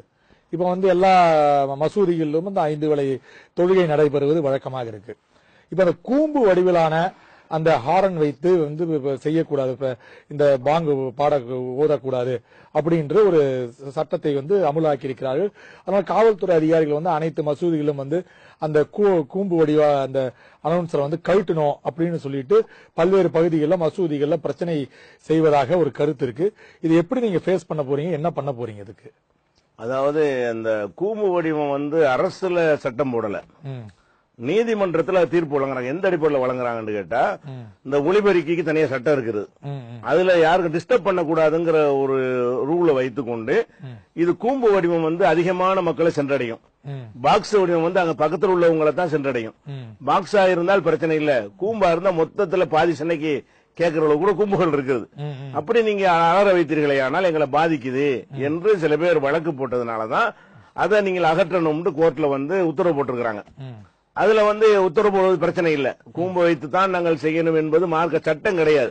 நபிகள் நாயகம் காலத்துல கூம்புலாம் கிடையாது, ஸ்பீக்கரும் கிடையாது, அது இல்லாமலே நாங்கள் செய்யலாம். ஆனா இதுல என்ன பிரச்சனை நாங்க பாக்குறோம் என்றால், இது ஒரு 3 நிமிஷம் 2 நிமிஷம் தான் வரும். இது பெரிய ஒரு டிஸ்டர்ப் எல்லாம் பண்ணாது. அவருக்கு இருந்தாலும் நீங்க பண்ணீங்க எல்லாம் விட்டுறலாம். ஆனால் அது இப்ப சமநிலையில் இருக்கணும். இந்த சட்டத்தை மீறக்கூடாதுன்னு சொன்னா இந்த ஒளிபெருக்கிக்கு உள்ள சட்டங்கள் வந்து இந்துக்களுக்கும் அப்படி இருக்கணும், கிறிஸ்தவர்களுக்கு அப்படி இருக்கணும், அரசியல் கட்சிகளுக்கு அது மாதிரியாக இருக்க வேண்டும். அப்படி எல்லாருக்கும் செய்து விட்டு இதையும் செய்தார்களே ஆனால் எங்களை நசுக்கிறாங்கன்னு அர்த்தம் வராது. என்ன வராது? அதே முஸ்லீம் மட்டும் எப்படி ஆக்குறீங்க? சட்டத்துல சிலது இருக்குது, சட்டத்துல இருந்தாலும் உதாரணமா சாலை மறியல் சட்டத்துல இல்ல, எல்லாரும் சாலை மறியல் பண்ணும்போது விட்டுட்டு நாங்க பண்ணும்போது அடிச்சு வரட்டா? அப்படித்தான் நாங்களும் சாலை மறியல்ங்கிறது கிடையாதுன்னா யாருக்கு இல்லைன்னு சொல்லிவிட்டால் எங்களை அந்நியப்படுத்துறாங்கன்ற எண்ணம் எங்களுக்கு வராது. எல்லா மக்களுக்கும் அதை கொடுத்துட்டு ஒரு மதத்தினருக்கு மட்டும் மறுக்கும் பொழுது மட்டும்தான் பிரச்சனைகள் வருகிறது. அதனால நாங்க எந்த சட்டத்தை அவங்க போட்டாலும் நாங்க ஒபே பண்ணுவோம். அது சமநிலையில் இருக்கணும். இது ரொம்ப நாளா இருக்கிற ஒரு சட்டம் தான். இது புதுசா உள்ள சட்டம் இல்ல. கூம்பு மேட்ரு வந்து சுதந்திரம் அடைஞ்சதுல இருந்து இருக்கிற ஒரு சட்டத்தில் உள்ளதுதான் அது. இப்போ ஒட்டகம் அறுத்தல் பத்தி ஒரு வழக்கு வந்திருக்குது, அவங்க வந்து தடை பெய்திருக்கிறார் உயர்நீதிமன்றத்தில். அது மட்டுமல்ல, இப்ப வந்து வெளியே இப்ப பக்ரீத் வர இருக்கிறது, அதுக்காக தான் இந்த வழக்கு தொடுக்கப்பட்டிருக்கிறது. இந்த வழக்கின் காரணமாக பல்வேறு இஸ்லாமிய அமைப்புகளும் போராட்டங்கள், ஆர்ப்பாட்டங்கள், அதுக்கப்புறம் வந்து பொதுக்கூட்டங்கள் போன்ற விஷயத்தை நடத்துறாங்க. இது மாதிரி நாங்கள் வந்து ஒட்டகம் அறுப்பது வந்து எங்களுக்கு பக்ரீத் கடமைகள் ஒரு கடமை, அதனால நாங்க அறுத்தே தீர்வோம் அப்படின்ட்டு சொல்லியிருக்கீங்க. இதுவே சில இயக்கங்கள் வந்து நாங்க இந்த நீதிமன்ற இதே வந்து நாங்க மீறி செயல்படுவோம் போன்ற விஷயங்கள்லாம் அறிவிச்சிருக்காங்க. நீங்க என்ன நிலைப்பாட்டில் இருக்கீங்க இந்த விஷயத்துல? அந்த ஒட்டகம் அறுக்கிற சம்பந்தமான தீர்ப்பு முதல்ல சட்டப்படியானது கிடையாது. அந்த நீதிபதியோட இஷ்டப்படி கொடுத்திருக்கிறார், அதுல எந்த மாற்று கருத்தும் கிடையாது. ஏன்னு கேட்டா அவர் அதுக்கு சொல்லக்கூடிய காரணங்களை நீங்க பாத்தீங்கன்னா, ஒட்டகம் அறுக்கக்கூடாது என்பதற்கு காரணம் என்னன்னு கேட்டா, அந்த பிராணிகளை அறுப்பதற்கு ஒரு இடம் இருக்கணும், அறுவை கூடம், ஸ்லாட்டர் ஹவுஸ் இருக்க வேண்டும், அதுல ஆட்டு தொட்டி இருக்குல்ல, அந்த மாதிரி தொட்டிகள் இருக்க வேண்டும். அந்த தொட்டிகள் இருந்தா தான் இருக்கணும். இந்த ஒட்டகத்தை ஆட்டுக்கு தொட்டி இருக்கிறது, மாட்டுக்கு தொட்டி இருக்கிறது, ஒட்டகத்துக்கு தொட்டி இல்லாத காரணத்தினால் நீங்கள் ஒட்டகத்தை அறுக்கக்கூடாது என்று அவர் தீர்ப்பளிச்சிருக்கிறார். ஒரு தீர்ப்புக்கு சொன்ன ஒரு காரணம் இது சரியானதா இருக்குமையானால் அப்ப ஆடு மாடுகள் சென்னை போன்ற மாநகராட்சியை தவிர தமிழகத்தில் உள்ள எல்லா ஊர்களிலும் கூட்டம் தொட்டி கிடையாது. இந்த பெரிய நகரங்கள்ல தான் ஆட்டு தொட்டி எல்லாம் வச்சிருக்காங்க. சின்ன சின்ன ஊர்கள் நகராட்சிக்கு கீழே உள்ள ஊர்கள் இருக்குல்ல, அங்க எல்லாம் அவங்கவுங்க கசாப்புகள் இருப்பாங்க. அப்ப அந்த அதையெல்லாம் தடுத்தாங்களா? ஒருவேளை சிறிய மிருகம் இது பெரிய மிருகம் அப்படி சொல்லல. அவங்க சொன்னது அப்படி சொல்லியிருந்தா அதுக்கு நம்ம பதில் சொல்லுவோம் பெருசு பெருசு. அவங்க சொன்ன தீர்ப்பு என்னன்னு கேட்டா தொட்டி இல்லைன்னு காரணம் சொல்றாங்க. ஆட்டு தொட்டி மாதிரி ஒட்டக தொட்டி இல்லைன்னு காரணம் சொன்னால் அப்ப தொட்டியில் அறுக்கப்படாமல் கிராமங்கள் தோறும் கசாப்பு கடையில் இருக்கிற ஆடு மாடுகளுக்கு அதையும் இது தடுக்கணுமா இல்லையா? மறுபடியும் பாரபட்சத்தில் நோக்கத்தை நம்ம சந்தேகிக்கிற மாதிரி வருது ஒண்ணு. அது போக பொது இடங்கள்ல போட்டு அறுக்கிறாங்க அப்படிங்கிறாங்க. அப்பனா கோயில்கள்ல சர்ச்சுகள்லாம் பலி கொடுக்காம இருக்கிறாங்களா? ஆடு மாடுகள்லாம் பலி கொடுக்கத்தானே செய்யறாங்க. அதுக்காகத்தானே முந்தைய அதிமுக ஆட்சியில முந்தைய ஆட்சியில ஆடு மாடுகள் வெட்ட கோயில்ல வெட்ட தடை ஒண்ணு சட்டம் கொண்டு வந்தாங்க. பிறகு மக்கள் அந்த மாத்திக்கிட்டாங்க. அப்ப இருக்குதானே. அப்ப அந்த சட்டப்படி கோயில்ல போய் அறுக்கிறாங்களா? அது என்ன எந்த தொட்டில போட்டு அறுக்கிறாங்க? அது நம்ம விளங்கணும். அது போக எந்த சட்டத்தில் இதை காட்டுறாரோ அதுலயே 28வது பிரிவுல இதுல எதுவுமே மத சடங்குகளை கட்டுப்படுத்தான் இருக்கிறது. நீங்க அறுக்க கூடாதுதான். அது வியாபாரத்துக்கு சொன்னது. எதுக்கு இந்த சட்டத்தை போட்டாங்கன்னு கேட்டா அவன் இருத்து பண்ணி நாயெல்லாம் வித்துட்டு போயிருவான். ஒரு தொட்டில எடுத்துட்டு வந்தா மக்களுக்கு சுகாதாரமா உணர்வு கிடைக்கும் பிசினஸ் பண்றாங்க இல்லையா? அதுக்கு தான் இந்த சட்டமே தவிர ஒருவன் அவனுடைய தேவைக்கு அறுப்பதற்கு அது கட்டுப்படுத்தாது. அடுத்ததாக உணவுப் பொருள்கள் ஒரு லிஸ்ட் கொடுத்திருக்காங்க ஒவ்வொரு மாநிலத்திலையும். அதாவது இந்த அனிமல்ல உள்ள உணவுப் பொருள்கள் அதுல தமிழ்நாட்டில் உள்ளது ஒட்டகம் இல்ல அப்படின்னு ஒரு காரணம் சொல்றாரு. அதுவும் வியாபாரத்துக்கு உள்ளதுதான். ஒருத்தன் கரப்பாம்பூச்சி கூட திம்பான், அவனுக்கு கேஸ் போடுவீங்களா? நீங்க உங்க உணவு பட்டியல இருக்காது. எளிய உணவு பட்டியல இருக்குதா? எளிய திங்கிறான். அவன் சாப்பிடுறது இந்த சட்டம் இல்ல. நீங்க பிசினஸ் வியாபாரம் பண்றதா இருந்தா இதுகளை தான் நீ பண்ணணும். ஆட்டு இறைச்சி விற்கலாம், மாட்டு இறைச்சி விற்கலாம், நாய் இறைச்சி வித்தா உள்ள முடிச்சு போட்டுருவான். பன்றி கூட விற்கலாம், அது உணவுப் பொருள் சேர்த்திருக்கலாம். நாய் விற்க முடியாது, ஏன்னா அந்த உணவுப் பொருள் இல்ல. நாய் திங்க முடியாதுன்னு சொல்ல முடியுமா? நாய் ஒருத்தன் விற்க முடியாது தவிர அவனுக்கு விரும்பி திண்டான அது கட்டுப்படுத்தாது. அப்ப தனிப்பட்ட மனிதன் சாப்பிடுவதற்கு அந்த சட்டம் இல்லைன்னு தெரிந்து கொண்டு இவர் இப்படி சொல்றாருன்னு சொன்னா ஒரு நோக்கம் தான் இருக்கிறது. இன்னைக்கு மார்க்கண்டேய கட்சி அழகா அந்த தீர்ப்புக்கு பிறகு சொன்னாரு, இந்த தீர்ப்பு சட்டவிரோதமானது, இது சரியான தீர்ப்பு இல்ல. இவர் இந்த நீதிபதியோட அவர் சீனியர், ரொம்ப அனுபவசாலி. அவர் எல்லா சட்டங்களையும் கரைச்சு குடிச்சவர். அவர் சொல்றாரு, சுப்ரீம் கோர்ட் நீதிபதி அவர் முன்னாள், அவர் சொல்ற இந்த தீர்ப்பு தப்புன்னு சொல்லி அவருடைய பேஜில் எழுதியிருக்கிறார். அப்ப இந்த தீர்ப்பு தவறு என்பதை நாங்க முதல்ல பதிவு செய்யறோம். எந்த வகையிலும் ஏற்றுக்கொள்ள முடியாத ஒரு தீர்ப்பு. அடுத்ததாக சரி இப்படி தீர்ப்பு அளிச்சிட்டீங்க, தீர்ப்பு அளிச்ச பிறகு மத்தவங்க எப்படி நடக்கிறீங்க? தீர்ப்பு அளிச்சிட்டாங்கன்னா அப்ப அந்த மகாராஷ்டிரா உரியடிக்கிற போராட்டம் இருக்குல்ல நிகழ்ச்சி, ஆமா ஆமா, அது நிகழ்ச்சி, அது ஒரு குறிப்பிட்ட உயரம் தான் இருக்கணும்னு ஒரு கணக்கு இருக்குது. 2 பேர் 3 பேர் அந்த மாதிரி 15 அடி அளவுக்கு தான் இருக்கணும், அதுக்கு மேல இருக்கக்கூடாது ஒரு சுப்ரீம் கோர்ட்ல உத்தரவு போட்டாங்க. இது என்னன்னு கேட்டா கிட்டத்தட்ட ஒரு 40 அடிக்கு மேல வருது. ஒரு ஆள் போய் வச்சு நிக்கிறார், 10ல இருந்து ஆரம்பிச்சு 9, 8, 7 போய்கிட்டே இருக்குது. இதுக்கு கோர்ட்டு தடை செஞ்சிருச்சு. தடை செஞ்ச உடனே மகாராஷ்டிரா அரசாங்கம் என்ன செஞ்சாங்க, அதை விட்டாங்க. போய் வரும்போது அசம்பிள் பண்ணி அரெஸ்ட் பண்ணல, எந்த இடைஞ்சல் பண்ணல, நடத்தி முடிச்சவன அவங்களை கேச போட்டாங்க. நீதிமன்ற உத்தரவு மீறிட்டீங்க. அதை எங்களுக்கும் செய்யணும். நாங்க அறுப்போம், கொண்டு வரும்போது டிஸ்டர்ப் பண்ணக்கூடாது. ஒட்டகத்தை வரும்போது நாங்க ஒட்டகத்தை நாங்க வளர்க்கற கூட கொண்டு வருவோம், சொந்த தேவை கூட கொண்டு வருவோம், காட்டுற கூட கொண்டு வருவோம். அறுக்கும் போதுதான் நாங்க மீறுற பிரச்சனை வரும்.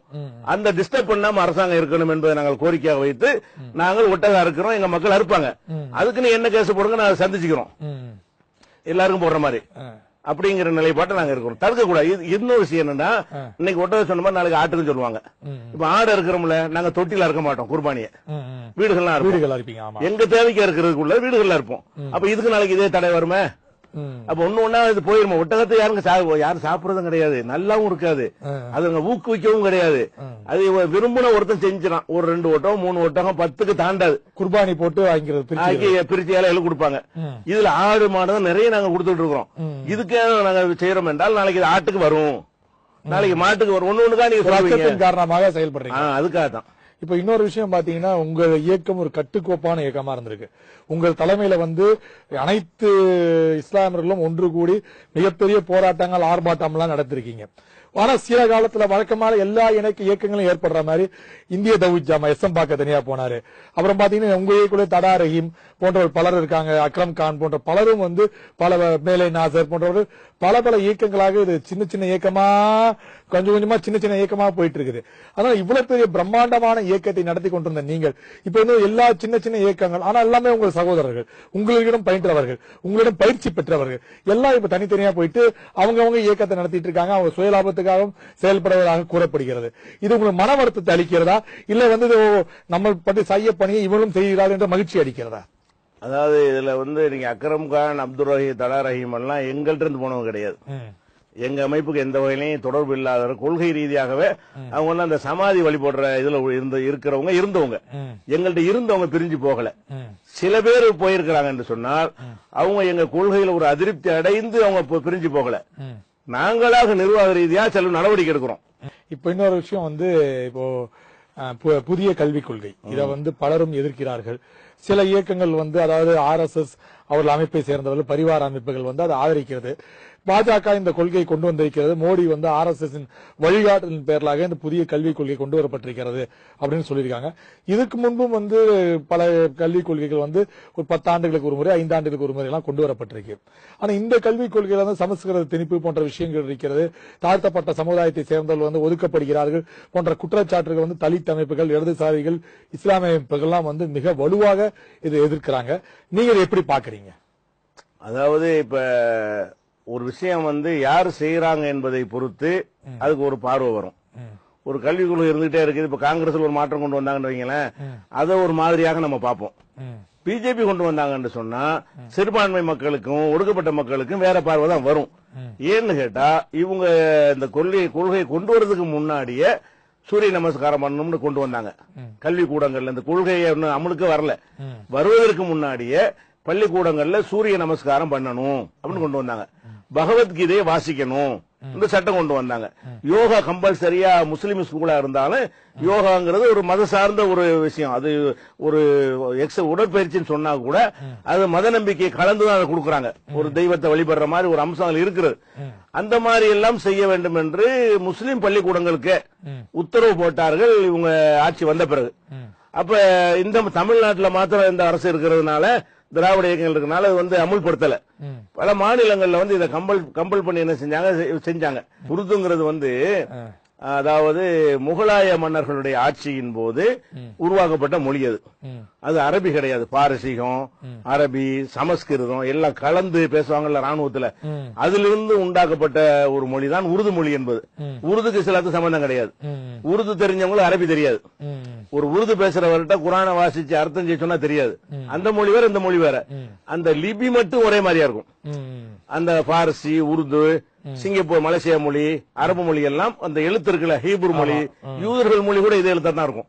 அந்த எழுத்துக்கள் ஒன்றுபட்டு இருக்குமே தவிர அந்த மொழி தெரிஞ்சவங்களும் இந்த மொழி தெரியாது. இன்னொரு விஷயம் பாத்தீங்கன்னா மோடியின் ஆட்சி. இப்ப அந்த ஆட்சியின் போது குஜராத்ல வந்து அந்த மாடை தாக்கினார்கள், கொன்றார்கள், தாக்கினார்கள் என்பதற்காக ஒரு 4 பேர் வந்து கடுமையாக தாக்கப்பட்டிருக்கிறார்கள். அந்த 4 பேர்ல வந்து இந்த விஷயத்தில் ஈடுபட்டிருக்காங்கன்றதுக்காக அந்த தாக்குதல் நடைபெற்றது. குஜராத் முழுவதும் மிகப்பெரிய கலவரமே ஏற்பட்டிருக்கு. இதை பத்தி என்ன நினைக்கிறீங்க நீங்க? அதாவது அந்த 4 பேரை தாக்குனதுங்கிறது ஒரு இறுதி கட்டம், திடீர்னு வரல. இது ஒரு தொடர்ச்சியாக நடந்து கொண்டு வரும் பொழுது மக்களுக்கு முதல் சம்பவம் நடக்கும்போது ஒரு 5% கோபம் வரும். 2வது நடக்கும்போது அந்த கோபம் 10% மாறும். 3வது நடக்கும்போது 25 மாறும். 4வது நடக்கும்போது 50 மாறும். இப்படி இவர் ஆட்சிக்கு வந்ததுல இருந்து தொடர்ச்சியாக பல ஊர்கள்ல வந்து இது மாதிரி தலித்துகளுக்கு எதிராக, முஸ்லிம்களை விட்டுருவோம், தலித்துகளுக்கு எதிராக இவ்வளவு நடந்தது. ஒரு அளவுக்கு மேல அவன் உள்ளுக்குள்ள ஒரு என்னடா ஓவரா போயிட்டு இருக்கான்னு கொந்தளிச்சிட்டு இருக்கான்ல. இது கடைசி. இது செஞ்ச பிறகு அவர்களுக்கு கடுமையான அந்த கோபம் உச்சத்துக்கு வந்திருக்கிறது. அவங்க கடுமையான எதிர்ப்புகளை காட்டினாங்க. வரலாறு காணாத அந்த ஊனாங்கிற இடத்துல வந்து மக்கள் கூடி தங்களுடைய எதிர்ப்பை தெரிவிச்சாங்க. மாட்டு எடுக்க மாட்டோம்ட்டாங்க. செத்து போட மாடுகள்லாம் தெரு தெருவா கிடந்தது. அரசாங்கம் பணிஞ்சது. இது வரைக்கும் எதுக்கும் வாய் திறக்காத மோடி அன்னைக்கு வாய் திறக்கிறாரு. என்னைய அடிக்க வேணும்னா அவங்களையும் அடிக்கிறீங்கன்னு கேட்கிறாரு. அப்ப இது முதல் அடி விழுந்து கேட்டிருந்தா நின்று இருக்கும். முதல்ல அடிச்சாங்க பாருங்க, ராத்திரியில வந்து ஏற்பட்ட போது. ஆமா, அப்ப நின்று இருக்கும். இவர் எல்லாத்தையும் பார்த்து கொண்டு இவர் அனுமதிக்கிறார் என்று நினைத்து கொண்டுதான் எல்லாம் செய்யறாங்க. மோடி ஆட்சி நம்மளுக்கு பாதுகாக்கும், நம்மளுக்கு சப்போர்ட் பண்ணும், அடிச்சாலும் ஒண்ணும் பண்ண மாட்டாங்க. இவர் சொல்றாரு வழக்கு போடுங்கன்னு சொல்றாருல, அதுல இருந்து இது வரைக்கும் போடலன்னு வழங்குது. இவர் வந்து அவர்கள் மீது வழக்கு போட்டு கைது செய்யணும்னு சொல்வாரே, ஆனால் அப்ப இதுக்கு முந்தி இந்த 2 ஆண்டுகளில் நடந்த எந்த சம்பவத்துக்கு வழக்கு போட சொல்லி அரசாங்கம் எந்த ஒரு சிக்னலும் கொடுக்கல. அப்ப அது அப்படிங்கிற பார்க்கும்போது இது ஒரு கொந்தளிப்பு. எதுக்குன்னா மாடு கடந்து நாறுது. இப்ப அந்த மாட்டை அவங்க தலித் மக்கள் தான் அப்புறப்படுத்துவாங்க, செத்த மாட்டை அப்புறப்படுத்தலன்னா நாட்டை எடுத்து போயிடும், வேற சாதிக்காரங்க தொடக்கூட மாட்டாங்க. அந்த ஒரு அச்சத்தை ஏற்படுத்தின பிறகு முடிவே எடுத்தாங்க, தொடமாட்டோம், இனி செத்த மாட்டை உரிக்க மாட்டோம், அப்புறப்படுத்த மாட்டோம், இன்னும் சொல்ல போனா இந்த சுத்தப்படுத்துற வேலையும் செய்ய மாட்டோம்னு ஒரு முடிவு எடுத்தாங்கன்னு வைங்க, நாடா இருக்காது. தாங்க உயர் ஜாதியில் பேசிட்டு இருக்கிறவங்க அதை செய்ய வேண்டிய நிலைக்கு தள்ளப்பட்டுருவாங்க. அந்த ஒரு நிலைக்கு அந்த மக்கள் தள்ளியதனால் மோடியை வாய் திறந்து பேசினாரு. அது கூட வந்து ஒரு மறைமுகமான வேற சிக்னல் கொடுத்திருக்காங்க ஆதாரம் வந்து அதுக்கு பிறகு நடந்திருக்கு ஹைதராபாத்ல, ஆந்திராவில் அதே மாதிரி தலித்துகள் வந்து தாக்கப்பட்டிருக்காங்க. அவங்களுக்கு கூட்டணி ஆட்சி தான் அது. அவங்களுடைய கூட்டணி ஆட்சி இருக்கக்கூடிய ஒரு மாநிலத்தில் வந்து இதே மாதிரி தலித்துகள் தாக்கப்படுறாங்கன்னா, நான் சும்மா சொல்ற மாதிரி சொல்றேன், அப்படி சொல்லிட்டு நீ அடிக்கிற மாதிரி அடி, நான் அழுகுற மாதிரி அழுகுறேன் அப்படிங்கிற மாதிரி இருக்குமோங்கிற சந்தேகம் மக்களுக்கு அப்ப இருந்தது. அவர் இப்படி சொன்ன பிறகும் நடக்குமே, ஆனால் அது பொய்யான ஒரு நடிப்பு. அவங்களுக்கு தெரியும் மோடி அப்படிதான் சொல்லுவாரு, சும்மா சொல்லுவாரு, நம்ம போட்டு அடிக்கலாம் என்று அப்படிதான் நடந்து கொண்டு இருக்கிறது. எந்த ஒரு மாற்றமும் வரல. இல்ல இப்போ குஜராத்ல அந்த 4 பேர் தாக்கியிருக்காங்க. அந்த 4 பேர்ல வந்து ஒரு இஸ்லாமியரும் அந்த தாக்குதல்ல ஈடுபட்டு அவரும் தலித்தை தாக்கி இருக்கிறார் அப்படின்ற ஒரு பேர் சொல்லப்பட்டிருக்கு. இப்ப இஸ்லாமியரும் தாக்குதல் ஈடுபட்டிருக்கான்னு சொல்றாங்க இல்லையா? அவன் ஈடுபட்ட எனக்கு தெரியல, புது செய்தியா இருக்குது. அப்படி ஈடுபட்டு இருந்தானே அவன் முஸ்லீமே இல்லவன், கண்டிப்பா முஸ்லீமா இருக்க முடியாது. முஸ்லீமுக்கு எண்ணமே வராது. இன்னும் சொல்ல போனா இவங்களே அந்த மாதிரி எல்லாம் செய்வாங்க. ஏன்னா காந்தியை போய் கொல்லும் போத இஸ்மாயில் பச்சை குத்திட்டு தான் போய் கொண்டாங்க. ஏன்னா முஸ்லீம் கொன்றான்னு வந்துடணும், உயிரோடு அந்த ஆள் பிடிபடலன்னு வைங்க, கோட்ச யாருன்னு தெரியாம இஸ்மாயில் கொண்டுட்டான்னு வந்திருக்கும். உசுரோட பிடிபட்டு ஆள் யாருன்னு தெரிஞ்சதுனாலதான் நாங்க தப்பிச்சோம். இல்லன்னு அந்த நடந்த அன்னைக்கு திருப்பூர்ல வந்து வைக்கப்பூர்ல வச்சு முஸ்லீம்களை கொளுத்தி கொன்றாங்க. வதந்தி முஸ்லீம் கொண்டு விட்டாண்டு பரவி விட்டோன நேரு வந்து வானொலியில உரையாற்றி முஸ்லீம் கொல்லவில்லை, அவர் ஒரு பிராமணரு கோட்சேன்னு சொன்ன பிறகுதான் அந்த கலவரம் அடங்குனுச்சு. அதனால இவங்க ஒரு முஸ்லீம் பேரை கூட ஒருத்தனை வச்சு கூட கொண்டு போயிருப்பாங்க. முஸ்லீம் செய்யவே மாட்டான். இன்னும் சொல்ல போனா குஜராத்தை பொறுத்த வரைக்கும் இவங்களோட இப்படி இணங்குவான், முஸ்லீம் இணங்குவான் போய், அவனுடைய ரணம் இன்னும் ஆறலையே. அதனால வாய்ப்பே கிடையாது, பொய்யா பயன்படுத்திருப்பாங்க. நிஜமா அப்படி ஒருத்தன் போனா முஸ்லீம் அல்லவன். இன்னொரு விஷயம், காஷ்மீர் பிரச்சனை 1947 இருந்து இந்த பிரச்சனை வந்து தீயாக பரவி கொண்டிருக்கிறது. ஆனால் வந்து அந்த பிரச்சனை வந்து கொஞ்சம் கொஞ்சமாக அடங்கிய போது இருந்தாலும் திடீர்னு விஸ்வரூபம் எடுத்து திடீர்னு வரும், திடீர்னு அடங்கும். வாஜ்பாய் ஆட்சி வரும்போது அவர் என்ன சொன்னார்னா, காஷ்மீர் வந்து ஷூட்டிங் நடைபெற்றுக் கொண்டிருக்கிறது, இனிமேல் ஷூட்டிங் நடைபெறாது, அப்படி திரைப்பட ஷூட்டிங் நடக்கிறது, இனிமேல் தீவிரவாத ஷூட்டிங் நடக்காது அப்படின்னு சொன்னார். அதுக்கப்புறம் திருப்பி காங்கிரஸ் ஆட்சி வந்த போது திடீர்னு கலவரம் வரும், திடீர்னு அடங்கும் என்ற சூழ்நிலை ஏற்பட்டது. இப்ப திடீர்னு வந்து இப்போ வாணி அவர்களுக்கு சுட்டுக் கொல்லப்பட்டார், மிகப்பெரிய பிரச்சனை ஆயிற்று. இருந்தாலும் மோடியின் கூட்டணி ஆட்சி தாங்க நடைபெற்றுக் கொண்டிருக்கின்றது. இப்ப இருந்தாலும் வந்து இந்த பிரச்சனை பூதாகரமாக போகின்றது. 60க்கும் மேற்பட்டோர் கொல்லப்பட்டிருக்கிறார்கள் அந்த பகுதியிலே. வந்து பாகிஸ்தான் அந்த பகுதியை வந்து எப்போது வேணாலும் கைப்பற்றலாம் என்று துடித்துக் கொண்டிருக்கிறது. பில்லட்ஸ் போன்ற பிரச்சனைகள் எல்லாம் அங்கு அதிகமாகிக் கொண்டிருக்கின்றது. இளைஞர்கள் வந்து படிப்பதை விட்டுவிட்டு கல்லறியில் ஈடுபட்டுக் கொண்டிருக்கின்றார்கள். அதெல்லாம் தடுக்க வேண்டும் என்று மோடி கூறிக்கொண்டிருக்கின்றார்கள். இன்றோ நாளையோ அங்கு வந்து அமைதிக்குழு சென்று பேச இருக்கின்றது. இப்படியெல்லாம் இருந்தாலும் கூட இத்தனை ஆண்டு காலம் அந்த நீர்ப்போத்து நெருப்பாய் இருந்த அந்த பகுதி திடீரென்று கலவர பூமியாகி இப்படி ஒரு மிகப்பெரிய பிரச்சனையை வந்து ஒரு கிட்டத்தட்ட 1.5 மாதமாக பார்த்துக் கொண்டிருக்கின்றோம். பாஜக மோடி அரசு வந்த பிறகுதான் இந்த பிரச்சனை இத்தனை பெரிய விஸ்வரூபமாக எடுத்திருக்கிறது என்று பலரும் கருத்து தெரிவிக்கின்றார்கள். நீங்கள் என்ன நினைக்கிறீங்க இதை பத்தி? இப்ப நடந்த புர்ஹான் வானி கொல்லப்பட்டதுங்கிறது நான் தலித்துக்கு சொன்னேன்ல, அது மாதிரியே கடை சம்பவம். அந்த கொந்தளிப்புகள் வந்து சுதந்திரம் அடைஞ்சதுல இருந்து நேருடைய காலத்துல இருந்து ஆரம்பித்த கோபம் எல்லை மீறி போன சம்பவம் தான் இதே தவிர இதுதான் முதல் சம்பவம் கிடையாது. அது என்ன எல்லை மீறினாங்க என்றால், நாடு சுதந்திரம் அடையும் போது காஷ்மீர் வந்து இந்தியாவில் இல்ல, இந்தியா தனி நாடு, பாகிஸ்தான் தனி நாடு, காஷ்மீர் தனி நாடு. அது ஹரிசிங் என்ற இந்து மன்னருடைய தலைமையில அந்த காஷ்மீர் வந்து தனி நாடாக இருக்கிறது. அவர் பாகிஸ்தானோட இணைய வேண்டும் தான் விருப்பப்பட்டான்னு சொன்னாங்க. விருப்பப்பட்டாங்க. விருப்பப்பட்டவன அவன் என்ன அவசரப்பட்டுக்கிட்டு அவன் ராணுவத்தை அந்த பக்கம் அனுப்பினவுடனே ஹரிசிங்கை இவங்க கூல் பண்ணி என்ன செஞ்சாங்கன்னா, நேரெல்லாம் போய் உங்களுக்கு நாங்க சில சலுகை எல்லாம் தர்றோம், இந்தியாவுல சேர்ந்துருங்க இந்தியாவில் இணைஞ்சுக்கிட்டீங்கன்னு சொன்னா நாங்க அந்த சில தற்காலிகமா ஏன்னா இந்த ஓட்டெடுப்பு நடத்தி அது நீங்க உங்க முடிவு பண்ணி நாங்க செய்வோம், பாகிஸ்தான் வரக்கூடாதீங்கன்னு சொல்லி ஒரு அக்ரிமெண்ட போட்டுக்கொண்டு ஆர்டிகல் 370 கொண்டு வந்தாங்க. அதுல என்னெல்லாம் கொடுத்து வாக்குறுதி கொடுத்தாங்க அப்படின்னா அது வந்து அதனுடைய முதலமைச்சர் வந்து பிரதமர் என்று சொல்லப்படுவார் அப்படின்னு அதுல இருக்கு. 370 இப்ப சொல்லப்படுறாரா? மாத்தினாங்க. உறுதிமொழி கொடுத்து இன்னொரு நாட்டை நம்ம சேர்க்கிறோம். அது இந்தியாவா இருந்து பிரிஞ்சு போனது இல்ல, அது இந்தியாவா இருந்தது இல்ல. இந்தியாவில் நம்ம சேர்த்துக்கணும். பாதிய காஷ்மீரை 30% அவன் சேர்த்துக்கிட்டான், 70% நம்ம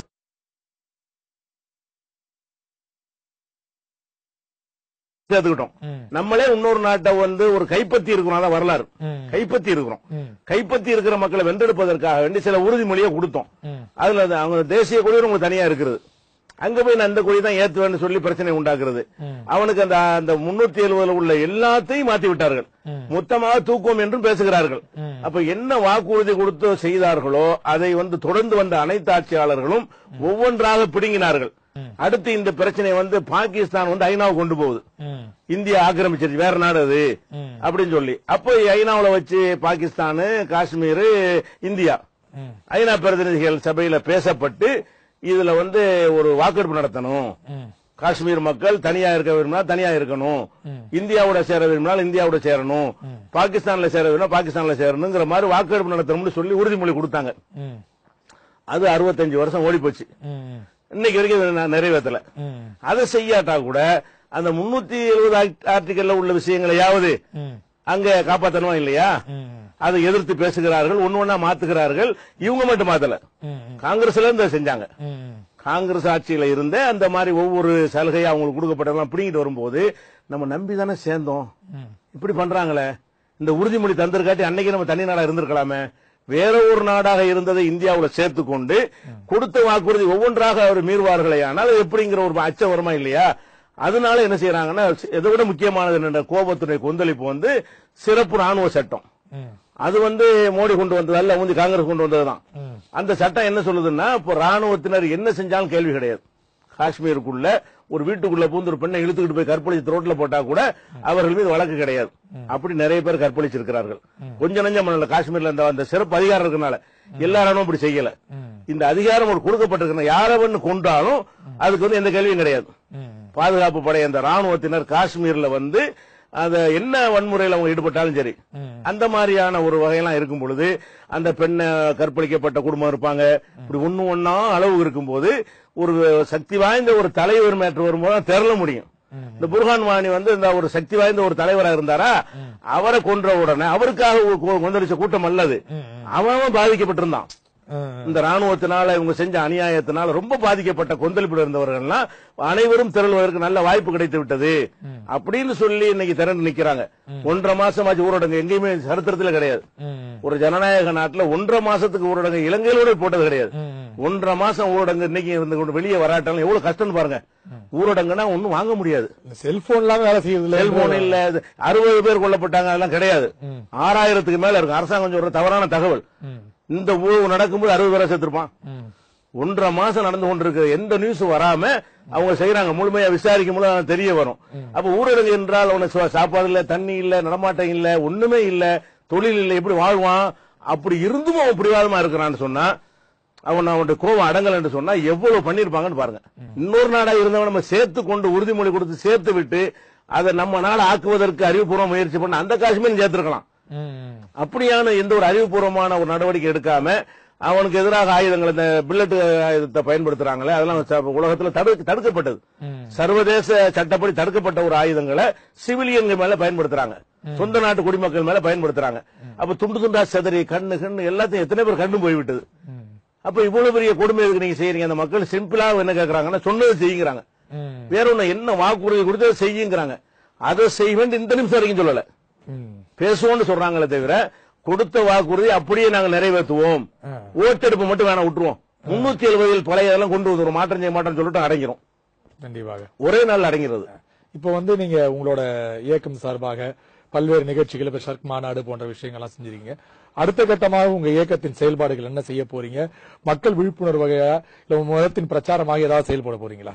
எங்க அமைப்பை பொறுத்த வரைக்கும் அதாவது நம்புவதற்கு சில பேர் சிரமப்படுவாங்க. அப்படியான அடிப்படையில் தினசரி செயல்பட்டு ஒரே இயக்கம் நாங்க தான். இன்னைக்கு நம்ம பேசிட்டு இருக்கிற இன்றைய தினத்தில் எடுத்துக்கொண்டால் கூட தமிழகத்தில் 300 ஊர்கள் எங்களுடைய கூட்டம் நடந்து கொண்டிருக்கும். இன்று இரவு நடக்கும். ஒவ்வொரு சனி ஞாயிறு அன்று என்ன செய்யும்னா 300 நூற்றுக்கணக்கான பேச்சாளர்கள் இருக்கக்கூடிய ஒரு அமைப்பு நாங்க மட்டும்தான். பெரிய பெரிய அரசியல் கட்சி கூட கிடையாது. 5 பேர் 10 பேரா போயிட்டாங்க. அந்த காலத்துல திமுக இருந்தாங்க. இப்ப அதுவும் குறைஞ்சு போச்சு. அப்ப எங்களுடைய வேலை என்னன்னு கேட்டா தொடர்ச்சியாக பிரச்சாரம் செய்து கொண்டே இருக்கணும். மக்களுக்கு சொல்லிக்கொண்டு என்னென்ன தீமைகள் இருக்கோ எல்லாத்தையும் மதுவுக்கு எதிராக பிரச்சாரம் பண்ணுவோம், புகைக்கு எதிராக பண்ணுவோம், வரதட்சணைக்கு எதிராக பண்ணுவோம், வட்டிக்கு எதிராக பண்ணுவோம், மூடநம்பிக்கை எதிராக பண்ணுவோம். அப்புறம் நல்ல நல்ல விஷயங்களை எல்லாம் மக்களுக்கு எடுத்து சொல்றது பண்ணுவோம். ஏதாவது ஒரு அஜெண்டாவை எடுத்துக்கொண்டு அதை செஞ்சு கொண்டே இருப்போம். இப்ப கூட என்ன இப்ப அஜெண்டா என்னன்னு கேட்டா இந்த ஒரு வருடத்திற்கு இணை கற்பித்தல் ஷிர்க் ஒழிப்பு மாநாடு நடத்திட்டோம். இப்ப நபிகள் நாயகத்தை முகமது ரசூலுல்லாஹ்னு ஒரு பாட்டு இருக்கு, லா இலாஹ இல்லல்லாஹ்னு ஒரு பாட்டு. அதான் ஷிர்க் ஒழிப்பு. அல்லாஹ்வை தவிர யாரையும் வணங்கக்கூடாது என்பது அது ஷிர்க் ஒழிப்பு வந்துருச்சு. இரண்டாவது எங்களுடைய அடிப்படை கொள்கை முகமது ரசூலுல்லாஹ். முகமது நபி சொன்னதான் நீங்க ஃபாலோ பண்ணணும். உங்க மத குருமார்கள் சொன்னதான் கேட்காதீங்க. எங்க மக்கள் கேட்கறாங்க.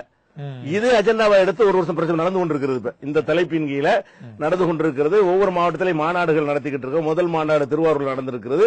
தொடர்ச்சியாக நடத்தி கொண்டிருக்கிறோம். இதுக்கப்புறம் நடத்திக்கிட்டே இருப்போம். ஓய்வே இல்லாத ஒரு அமைப்பு. நிறைய செயல் திட்டங்கள் எங்கள்கிட்ட இருக்கிறதுனால இதோடு முடிஞ்சு ஓஞ்சிறது கிடையாது. உங்களுடைய பல்வேறு வேலைகளுக்கு இடையே எங்களுக்கு நேரத்தை ஒதுக்கி இமயம் தொலைக்காட்சியில் உங்கள் பேட்டி கொடுத்ததுக்கு நன்றி. இமயம் தொலைக்காட்சி நிறுவனத்தாருக்கும் சிறந்த முறையில் கேள்வி கேட்ட தங்களுக்கும் அனைத்து நேயர்களுக்கும் எங்களுடைய வாழ்த்துக்களையும் நன்றியை தெரிவித்துக் கொள்கிறோம்.